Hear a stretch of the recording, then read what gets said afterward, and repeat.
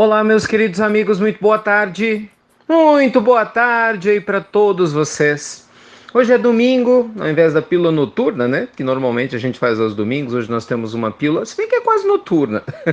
Eu não sei que horas que você vai receber, mas são mais ou menos 17 horas, acho que 5:10 da tarde, né? Seja como for, luz e paz como sempre ao seu coração.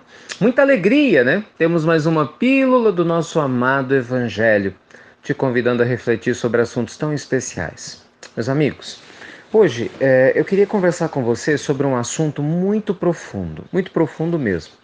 Essa semana nós tivemos um dia em que nós falamos do passado, né, sobre a importância da gente aprender com o passado sem se apegar a ele. No dia seguinte nós falamos do futuro, a ideia da gente planejar a nossa vida, fazer a nossa parte, mas sem criar expectativas exageradas, né? Sem criar ansiedade que nos impede de viver exatamente o momento presente. Hoje eu gostaria de conversar um pouquinho com vocês a respeito de uma postura da nossa parte que nos atrapalha muito, tanto a nos libertar do passado quanto a viver o futuro e aproveitar o presente. É a falta de auto-perdão. Nossa, isso é tão sério. Você é uma pessoa que tem alguma coisa contra si mesmo? Já parou para pensar nisso? Será que você precisa se perdoar por algum motivo, por alguma situação que já passou? Será que você precisa se perdoar por algo? Pois é. O primeiro grande passo para aquele que realmente deseja viver nos caminhos do Evangelho é exercitar o amor. Nas mínimas práticas, né? Das formas mais simples, mas sempre exercitar o amor. E às vezes, meus amigos, a gente imagina que para exercitar o amor a gente tem que ser um missionário, né? Fazer coisas grandes, ou de repente entrar numa obra de caridade muito gigantesca, ou que até mesmo ligada a uma instituição. Não, não é isso que é necessário para a gente começar a exercitar o amor. Isso com certeza vai nos ajudar a ampliar o exercício do nosso amor para a humanidade, o que é indiscutivelmente um grande remédio para as nossas almas. Mas para começar a exercitar o amor, nós precisamos trabalhar o auto-amor. O auto-amor, meus amigos, é reconhecer a nossa centelha divina. É reconhecer que nós, seres eternos que somos, naturalmente, erramos, mas que também podemos nos libertar dos erros. Há muitos irmãos que, embora bem intencionados em praticar o bem, infelizmente vivem presos, né, num ambiente psíquico de muita turbulência. Não se perdoam, sabe, por determinados erros cometidos no passado.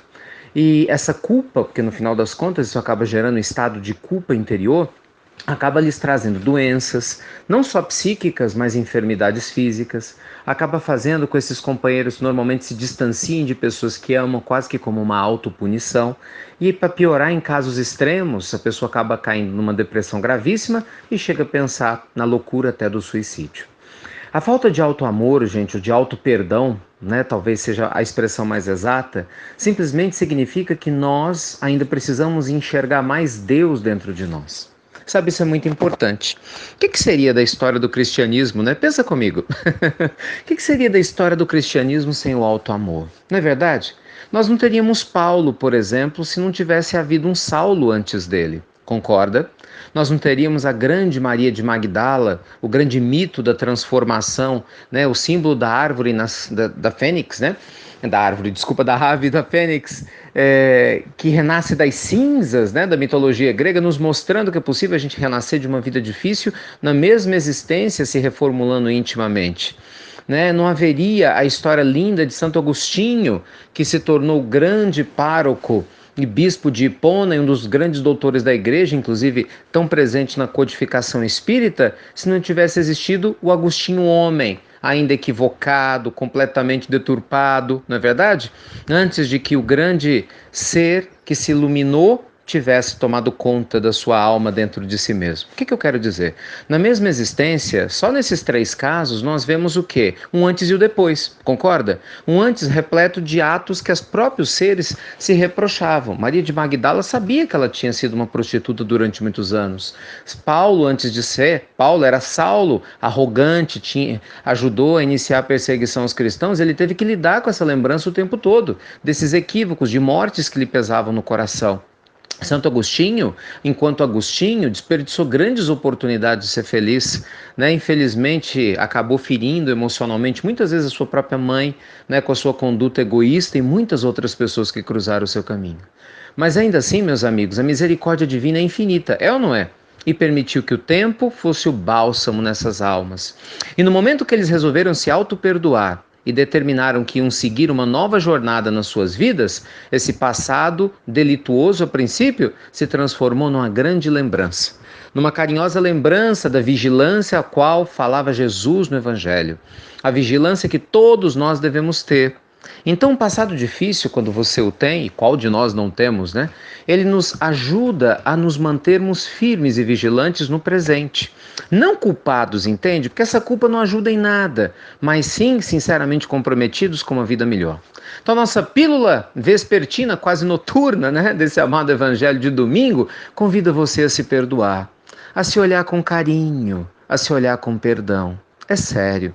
Permita-se renascer novamente. Olhe, se até Deus, que é Deus, nosso Pai Criador, que nos deu a vida, nos dá a bênção do renascimento constantemente para nos dar o direito da gente recomeçar, por que você não vai fazê-lo? Recomece.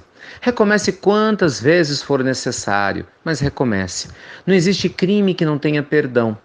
O tempo, gente, coloca cada coisa no seu devido lugar. Confiamos que Deus vai fazer o trabalho que lhe cabe através das leis divinas. E nós devemos o quê? Fazer o nosso. Então você se equivocou? Se reajuste. Né? Trabalhe o arrependimento de maneira lúcida, sábia. Procure reparar o dano a quem você tem equivocado e, na medida do possível, após reparar esse dano, continue semeando amor e se comprometa com uma nova conduta. Porque é assim que a gente se estrutura, né? É focando na nossa luz e não lembrando e enfatizando a escuridão. Entende? Ah, mas a pessoa que eu lesei já desencarnou, não está mais do meu lado, não tenho como mais conversar com ela. Então, ore por ela. Ore por ela e faça da sua transformação moral, entende? O grande símbolo dessa transformação verdadeira e ofereça todo o seu crescimento interior a essa pessoa, onde quer que ela se encontre, onde quer que ela esteja. Pode ter certeza que a bondade divina vai fazer essa energia chegar até lá. O importante, meus amigos, é nós fazermos a nossa parte. O Evangelho é como um grande lume vivo, um verdadeiro farol. O farol guia aqueles navegantes, né, que estavam muitas vezes perdidos. Guiava e ainda guia, né, navegantes perdidos em alto mar, naquela escuridão da noite. O Evangelho é o farol de Deus que nos guia na escuridão da dúvida, da angústia, dos ressentimentos, nos mostrando o caminho a seguir. Então confiemos na proposta de Jesus, não é verdade? Que tudo se renova. Confiemos na proposta do Cristo quando Ele nos convida a deixarmos brilhar a nossa luz, a resplandecê-la para que todos ao nosso redor possam ver as nossas boas obras. Então que a bondade divina te abençoe uma vez mais, ilumine seu coração, ótimo restante de domingo, uma abençoada, né? Início de semana com o coração mais leve. Se tinha alguma coisa aí que estava te incomodando, perdoe-se, se renovando e semeando luz, sendo um ser humano melhor a cada dia. É claro que não é fácil, mas se a gente tiver o esforço consciente de uma reforma íntima verdadeira, comprometida em nos transformarmos em seres humanos de bem, abrindo mão de velhas condutas que não fazem mais sentido e semeando amor, tenha certeza absoluta que não só a sua alma vai ficar mais em paz, como a bondade divina vai ser sentida dentro do seu coração, através da presença de espíritos dóceis e amigos que vão estar lhe sustentando a caminhada. Portanto, não desista de você, porque Deus, meu amigo e minha amiga, nunca vai desistir. Tá bem?